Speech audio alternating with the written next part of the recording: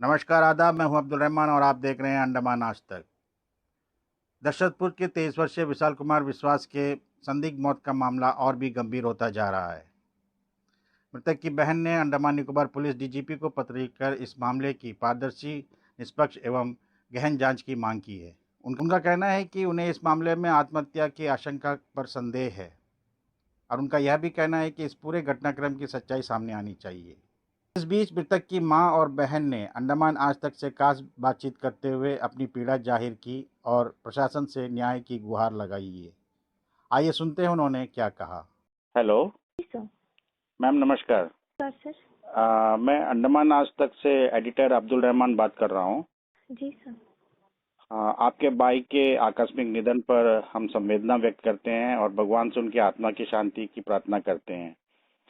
Ma'am, हमें बताइए कि हमें जानकारी मिली है कि आपका जो भाई का जो सुसाइड केस था, इसके ऊपर आपको संदेह है और आप इसकी जांच उच्च अधिकारियों से कराना चाह रहे हैं। क्या ये सही है, हमने जो सुना है, या आप क्या कहना चाहेंगे इस बारे में? जी सर, हम चाहेंगे क्योंकि सर मैं जितना जानती हूँ कि मेरा भाई इतना कमज़ोर इंसान नहीं है कि वो एक मतलब एक लड़की के पीछे वो सुसाइड कर ले या कुछ भी गलत डिसीजन ले ले, जो भी है। तो क्योंकि मैंने उसको इससे भी बड़े मुसीबत से लड़ते हुए देखा है, तो मैं नहीं चाहूंगी कि मैं मान ही नहीं सकती कि मेरे भाई ने ऐसा किया है। तो ये एक्चुअली कैसे पता चला मैम कि इन्होंने सुसाइड किया है, और आपको कब पता चला, और जानने के बाद आपने क्या किया? तो हम 16 तारीख को शाम को हमको पता चला 7:30 के आसपास। मेरी मदर को मैंने उसी दिन मैंने घर भेजा, मेरे पास थी मम्मी पोर्ट ब्लेयर पे। तो मम्मी को हमने सुबह भेजा, मम्मी शाम को घर दोपहर को घर पहुंची, तो मम्मी को शाम को पता चला। तो मेरे छोटे भाई ने मेरे को कॉल करके बताया कि ऐसा हो गया है, भैया अब और नहीं रहे। तो मुझे तो यकीन ही नहीं हुआ और ना भी हो रहा है कि मेरे मेरे भाई के साथ ऐसा हो गया। तो मैं इसीलिए इतना बोल रही हूँ, मतलब मुझे इसीलिए जांच कराना है क्योंकि एक एक एक इंसान की बॉडी, जब जिस दिन उसकी बॉडी को मिला, मतलब जिस दिन उसका बॉडी हम देखे थे, जिस टाइम उतारे थे उसका बॉडी, हैंगिंग से उतारे थे, तो उस टाइम पे उसकी बॉडी एक बहुत मतलब ठीक थी। एक ही रात में खराब हो जाना बॉडी, प्लस इतना जल्दी, मतलब पता नहीं इसमें हो सकता है ये नेचुरल हो सकता है कि हाँ ठीक, मुझे नहीं पता। बस मुझे ये पता है कि मेरा भाई ऐसा नहीं है कि वो सुसाइड कर ले। जी जी। तो आप अभी क्या चाहते हैं मैम? आपके परिवार क्या चाहते हैं? सर, हम बस चाहते हैं कि मेरे भाई को जस्टिस मिले। मुझे मुझे ये जानना है इसके साथ ऐसा क्या हो गया कि मेरे भाई को ये कदम उठाना पड़ा, क्योंकि हमें ये भी सुनने को आया है, मेरे पास पूरा प्रूफ है।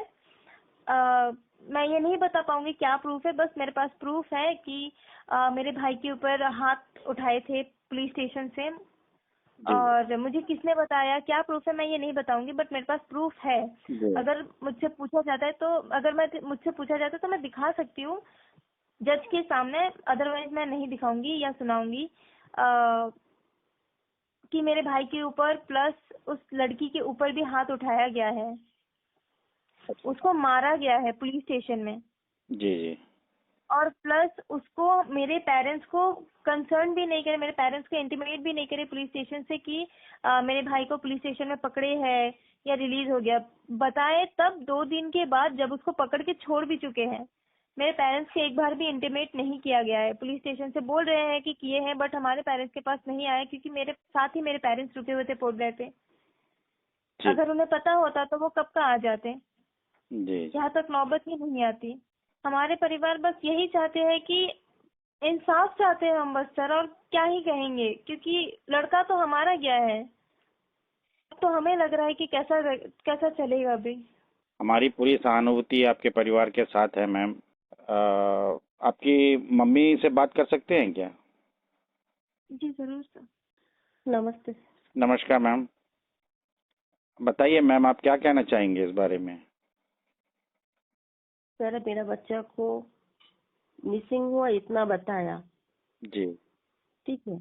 हम वो एक दिन हमको फोन करके बताया कि आपको लड़का मिसिंग है जी। फर्स्ट में। किसने बताया मैम? पुलिस वाला लोग मेरे एक बार ही कॉल किया। जी। उसके बाद मेरे पास एक भी कॉल नहीं आया, कब पकड़ा कब छोड़ा कुछ भी हमको नहीं पता। सबका फोन में कॉल आया लेकिन हम उसके मम्मी है सर। जी।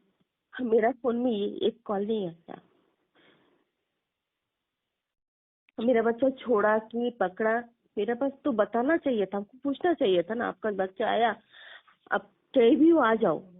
जी जी 11 तारीख को पकड़ा जी उस लोग, जी हमको पता नहीं है। हम किससे पूछे, किससे इंसाफ मांगे? और पुलिस वाले लोग टॉर्चर भी किया। टॉर्चर करके हम उसको पुलिस वाले को बोला मेरे बच्चे को जब तक हम नहीं आए आप लोग नहीं छोड़ना। हम्म। हम आने के बाद ही मेरा हाथ में देना मेरे बच्चे को। पुलिस वाला लोग हमको बोला ठीक है हम लोग रख देगा, तो 3 टाइम का खाना देगा। हम तो कुछ भी करिए, आप लोग थोड़ा सा खाना दे दीजिए और आप लोग बंद करके रखिए, मेरा बच्चा नहीं छोड़ना। इतना बात हुआ पुलिस वाला लोग से। जी जी उसके बाद उसको पकड़ा छोड़ा हमको नहीं बताया गया। जिस दिन हम 16 तारीख को घर पहुंचा, हमको रात में नींद नहीं आता, क्यों पता नहीं, हम सोने नहीं सकता। हम भाग के आया, 16 तारीख को आया। उस लोग पूछा मेरे लड़का से पूछा तेरे पास कोई फोन आया? बोलता मम्मी नहीं। और पुलिस वाला लोग पूछता कि आपका मम्मी आया?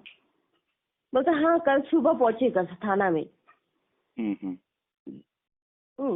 ये बात 4 बजे लड़का को बोला पुलिस वाला लोग। जी जी पूछा लड़का से ये तेरा मम्मी कब आएगा?